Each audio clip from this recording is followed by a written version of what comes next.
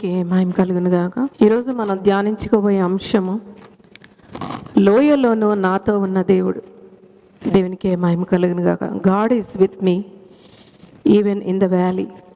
కీర్తనల గ్రంథము 23వ అధ్యాయము 4వ వచనాన్ని అందరికీ పరిచయమైన ఈ యొక్క అధ్యాయము, ఆ 4వ వచనాన్ని మనందరం కూడా చదువుకొని జ్ఞాపకం చేసుకుందామండి. గాఢాంధకారపు లోయలో నేను సంచరించును, ఏ అపాయమునకు భయపడను. నీవు నాకు తోడయిందువు, నీ దుడ్డు కరయ్యు నీ దండమును నన్ను ఆదరించును. ఈరోజు దేవుడు ఎంత బలమైన వాగ్దానంతో దేవుడు మనందరినీ దర్శించును గాక. దేవునికి మహిమ కలుగును గాక. చూడండి, మన జీవితంలో ఎప్పుడు కొండలే కాదండి, ప్రతి ఒక్కరి జీవితంలో లోయలు కూడా ఉంటాయని మనం గ్రహించాలి. ఈ లోయలు ఎలాంటివంటే, కొందరి జీవితంలో లోయలు చిన్నవిగా ఉంటాయి, కొందరి జీవితంలో లోయలు చాలా లోతైనవి. కొన్ని లోయలు మనల్ని భయపడుతూ ఉంటాయి, కొన్ని లోయలు మనలో శక్తిని పూర్తిగా తీసివేస్తుంది. కొందరి జీవితంలో లోయలు ఒక ఒంటరితనాన్ని తీసుకొస్తుందండి. అయితే దావీదు మాట్లాడుతున్న ఈ మాట ఒక అనుభవపూర్వకంగా రాసిన గ్రంథం అండి. అందులో ఒక గొప్ప సత్యము దాగి ఉంది. దావీదు ఏమంటున్నాడంటే, లోయలో నడిచినను నీవు నాకు తోడై ఉన్నావు. దేవుని బిడ్డలకి సమస్యలు లోయలు రావా అంటే వస్తాయి. దావీదు జీవితాన్ని చూస్తే మనకు స్పష్టంగా అర్థమవుతుంది. దావీదు దేవుని యొక్క హృదయానుసారుడు అయినప్పటికీ అనేకమైన లోయల గుండా నడవలసి వచ్చింది. మన జీవితంలో కూడా, మన ఆత్మీయ జీవితంలో కూడా ఎన్నో లోయల గుండా మనం ప్రయాణించవలసి ఉంది. ఎందుకంటే ఈ లోకముల శ్రమ కలుగును, ఆయన మీరు ధైర్యం తెచ్చుకోండి అని దేవుని వాక్యం సెలవిస్తుంది. ఎలాంటి లోయల గుండా ప్రతి ఒక్కరూ పయనిస్తారంటే, ఈరోజు చూస్తే ఉద్యోగ సమస్యలు ప్రతి ఒక్కరికి. ఎప్పుడైతే ఆ ఉద్యోగ సమస్య వస్తుందో వెంటనే ఆర్థిక సమస్యలు మనకు గుర్తు వస్తాయి. ఎప్పుడైతే ఆర్థిక సమస్యలు మన జీవితంలో వచ్చాయో వెంటనే కుటుంబంలో ఒక కలహాలు, లేకపోతే భవిష్యత్తులో ఒక భయం, ఆ భయం వచ్చిన వెంటనే ఒక ఒంటరితనము మన జీవితంలో. ఇలాంటి లోయలు గుండా ప్రతి ఒక్కరు కూడా నడుస్తూ ఉంటారు. అయితే ఈ లోయలు మనల్ని బలహీనపరచడానికి కాదండి, బలపరచడానికే. మన జీవితంలో వస్తున్న ఈ సమస్యలను బట్టి దేవునికి ఇంకా మనము దగ్గరవ్వగలము, మన విశ్వాసము ఇంకా బలపడుతుంది. అంతేకాకుండా మనలో ఉన్న గర్వము, అసూయ, ద్వేషాలు కూడా దేవుని దగ్గర క్షమించుకోవడానికి దేవుడు సమయం ఇస్తాడు. అంతేకాకుండా దేవుని శక్తిని మనం అనుభవించగలము. అంతేకాకుండా అటువంటి లోయల గుండా నువ్వు ఎప్పుడైతే వస్తావో ఇతరుల యొక్క జీవితంలో ఉన్న సమస్యలు వారిని ఆదరించే వ్యక్తిగా నువ్వు తయారవ్వగలవండి. చూడండి, ఒక గొర్రెపిల్ల కొండపైనే ఉండిపోతే అది బలహీనపడుతుంది.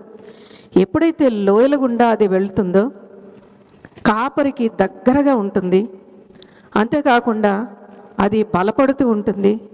అంతేకాకుండా ప్రమాదాల నుండి ఎలా తప్పించుకోవాలో కూడా ఆ గొర్రెపిల్ల నేర్చుకుంటుంది. అందుకే మన జీవితంలో ఈ లోయల గుండా వెళ్ళినప్పుడు, సమస్యల గుండా వెళ్ళినప్పుడే మనం అనేక విషయాల్ని మనం నేర్చుకోగలం. దావీదు లోయలలో నడిచినను నీవు నాకు తోడై ఉన్నావని అన్న మాట చెప్పే ముందు ఆ లోయలు ఎలాంటివి? దావీదు ఇది చీకటి లోయ అని చెప్పటం లేదు, గాఢాంధకారపు లోయ, మరణపు లోయ అని అక్కడ మాట్లాడుతూ ఉన్నాడు. ఆ గాఢాంధకారపు లోయలు, మరణ లోయలు ఎంత భయంకరమైనవంటే, కుటుంబంలో అకస్మాత్తుగా ఒక సమస్య వస్తుంది. మనకు శక్తికి మించిన సమస్యలు మన ముందు ఉంటాయి. కుటుంబంలో ఎన్నో కలహాలు మన ముందు ఉంటాయి. అలాంటి పరిస్థితుల్లో దావీదు కూడా ప్రయాణించాడండి. అలాంటి లోయలు కూడా మన జీవితంలో మనం ప్రయాణిస్తూ ఉంటాం. చూడండి, అకస్మాత్తుగా మనం ఊహించని రీతిగా చెడ్డ వార్తలు వినొచ్చు. మనతో ఉంటూ కూడా మనల్ని వదిలి వెళ్ళిపోయిన వారు ఉండొచ్చు. అంతేకాకుండా మనల్ని నమ్మించి మోసం చేసి ద్రోహం చేసేవారు ఉండొచ్చు. అంతేకాకుండా మనం చేసిన పాపాల ఫలితాలను కూడా మనం అనుభవిస్తూ ఉండొచ్చు. మనం ఎదుర్కొంటున్న ఆత్మీయ పోరాటాలు. కానీ దావీదు చెప్తున్నాడు, అలాంటి గాఢాంధకారపు లోయలో, అలాంటి మరణపు లోయలు ఉన్నా నాకు కీడు ఎదురవ్వదు. కారణం ఎందుకంటే దేవుడు నాతో ఉన్నాడు అనేటువంటి ఒక ధైర్యంతో తన అనుభవంలో నుండి వచ్చి దావీదు మాట్లాడుతూ ఉన్నాడు. దావీదు రాసిన మాటలను మనం చూస్తే దేవుని యొక్క హృదయము ఇంకా స్పష్టంగా అర్థమవుతుంది. దేవుడు ఏం చెప్తున్నాడు? లోయలు రావు నీ జీవితంలోనే ఆయన చెప్పట్లేదు. సమస్యలు రాకుండా చేస్తాను నీ జీవితంలోనే ఆయన చెప్పట్లేదు. నీవు ఎప్పుడూ నవ్వుతూనే ఉంటావని కూడా ఆయన చెప్పట్లేదు. దేవుని వాక్యం ఏం సెలవిస్తుందంటే, ఆయన చెప్పింది నీతో ఒకటే, లోయలోను, గాఢాంధకారపు లోయలను, మరణపు లోయలను నేను నీతో ఉంటాను అని ఈరోజు వాక్యం వింటున్న మనందరికీ కూడా దేవుడిస్తున్న గొప్ప వాగ్దానం. ఆ లోయలో ఉంటూ కూడా అధైర్యపడుతున్న నీ హృదయానికి గొప్ప ధైర్యాన్ని ఇస్తాడు. భయపడుతున్న నీ పరిస్థితులన్నీ ఆయన మార్చగలడు. నిరాశతో ఉన్న నీ హృదయం ఒక ఆశను పుట్టిస్తాడు. ఏ దిశలో వెళ్ళాలో, ఏ మార్గంలో వెళ్ళాలో దిక్కుతోచిన పరిస్థితులు ఉన్నప్పుడు ఒక దిశ, ఒక మార్గాన్ని నీకు చూపించి చక్కగా ఆయన నడిపిస్తాడు. నీ జీవితంలో ఒక రక్షణ ఇస్తాడు. చూడండి, ఒక చిన్న పిల్లవాడు గాఢాంధకారపు కటిక చీకట్లో నడవాలంటే ఆ చిన్న బిడ్డకి ఎంతో భయం వేస్తుంది. వెంటనే తండ్రి చేతిని పట్టుకుంటాడు. తండ్రి చేతిని పట్టుకోగానే అక్కడ ఏమి పరిస్థితులు మారవు, అక్కడ చీకటేదో వెలుగుగా మారదు, కానీ ఆ చిన్న బిడ్డ హృదయం మారిపోతుంది. ఎందుకంటే నా తండ్రి నాతో ఉన్నాడు అనేటువంటి గొప్ప ధైర్యం. అలాగే మన జీవితంలో కూడా మన హృదయాలు మారాలండి. మన జీవితంలో ఒక సమస్య మన ముందు ఉన్న దేవుడు ఇస్తున్న వాగ్దానాన్ని మనం గుర్తు చేసుకోవాలి. దేవుడు మనతో ఉన్నాడు అనే ఒక ధైర్యాన్ని తెచ్చుకొని మనము దేవునితో ముందుకు సాగాలి. ఆ వాక్యంలో చూస్తే, చదువుకున్న వాక్యంలో చూస్తే ఇంకా మనకి ఏముందంటే, నీ దుడ్డుకరియు నీ దండమును నన్ను ఆదరించును. చూడండి, ఒక గొర్రెల కాపరికి రెండు వస్తువులు ఉంటాయి. ఒకటి దండ, రెండవది కర్ర. ఆ దండతో ఆ కాపరి ఏం చేస్తాడంటే శత్రువుని కొట్టడానికి ఉపయోగిస్తాడు. రెండవదిగా ప్రమాదాల నుండి ఆ గొర్రెను రక్షించడానికి ఆ కర్రను ఉపయోగిస్తాడు. అడవి జంతువులు తన దగ్గరికి రాకుండా, తనని చీల్చివేసి చంపకుండా ఆ కర్రను ఉపయోగిస్తాడు. అదే దేవాది దేవుని కర్ర అయితే మనల్ని శత్రువుల నుండి రక్షించడమే కాకుండా ప్రమాదాల నుండి కాపాడి అంధకార చీకటి శక్తుల నుండి తప్పించే గొప్ప దేవుడు మన పక్షాన ఉన్నాడని. కాపరికి ఉన్న రెండవ వస్తువు ఏంటంటే మరి అది కర్ర, స్టాఫ్. గొర్రెనంట తప్పిపోకుండా తన దగ్గరకు లాక్కుంటాడంట. గొర్రెలు గుంపు వెళ్తుంటే అటు ఇటు తప్పిపోతున్న గొర్రెని దగ్గరికి లాక్కొని దారి తప్పిపోతున్న ఆ గొర్రెనంట మరి ఆ యొక్క కర్రతో లాగుతూ ఉంటాడట. అంతేకాకుండా ఒకవేళ ఆ గొర్రె లోయలో పడిపోయింది అనుకోండి, పైకి లాగడానికి ఉపయోగిస్తాడంట. అదే దేవుని యొక్క కర్ర అయితే ఆయన ఒక మార్గదర్శి. మనల్ని రక్షించడమే కాకుండా మనల్ని నడిపిస్తాడు, మనల్ని దగ్గరగా ఉంచుకుంటాడు, మనల్ని మరి ఎత్తి నిలబెట్టే దేవుడు. గొర్రెల కాపరి చూసావరా, గొర్రె నడవలేనప్పుడు, అది మరి బిడ్డల్ని కన్ననప్పుడు, అది ఎంతో బలహీనంగా ఉన్నప్పుడు కాపరి తన భుజాల మీద వేసుకొని ఎంత దూరమైనా నడుస్తాడు. ఈరోజు మన దేవుడు కూడా ఆయన భుజాల మీద మనల్ని ఎత్తి నడిపించడానికి ఆయన సిద్ధంగా ఉన్నాడండి. చూడండి, మన జీవితంలో లోయలు రాని జీవితం లేదు, గాఢాంధకారపు లోయలు లేని జీవితం లేదండి. అయినా కూడా భయపడద్దు. మనం భయపడడానికి వీలు లేదు. ఎందుకంటే ప్రభు మనతో ఉన్నాడు. ప్రభు మనతో ఉంటే మనం ఎప్పటికూ కూడా ఒంటరిము కావు. సమస్యలు తొలగిపోవట కంటే దేవుడు మనతో ఉండుట ఎంతో శ్రేష్టము, ఎంతో ధన్యత. దేవుని యొక్క దండను నువ్వు నమ్మినట్లయితే మనకు కనిపించని శత్రువులను కూడా ఆయన వెళ్ళగొట్టగలడు.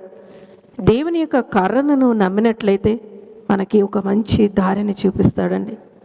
లోయలు ఎప్పుడు కూడా నీ జీవితంలో శాశ్వతము కాదు.